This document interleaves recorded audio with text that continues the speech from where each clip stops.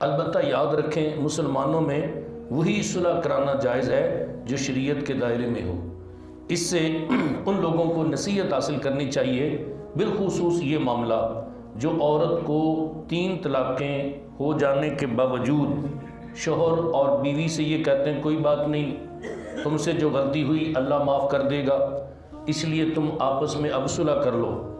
حالانکہ 3 طلاقوں کے بعد عورت اللہ تعالیٰ اور رسول کریم صلی اللہ علیہ وسلم کے احکام کے مطابق اپنے شوہر پر حرام ہو چکی ہے، اور صرف صلح کر لینے سے یہ حلال نہیں ہو سکتا۔ تو ان کا یہ صلح کروانا حرام کو حلال کرنے کی کوشش کرنا ہے، اور یہ ہرگز جائز نہیں ہے۔ اور ایسی صلح کروانے والے خود بھی گناہ گار ہوں گے، اور صلح کے بعد وہ مرد و عورت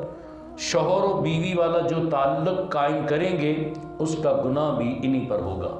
کیونکہ ان کے لیے اب وہ تعلق قائم کرنا حرام ہے، اور یہ چونکہ حرام کام میں ان کی مدد کر رہے ہیں اور اس کی ترغیب دے رہے ہیں، اور اس لیے یہ اس کے گناہ میں برابر کے شریک ہیں۔ اللہ مسلمانوں کو عقل سلیم عطا فرمائے۔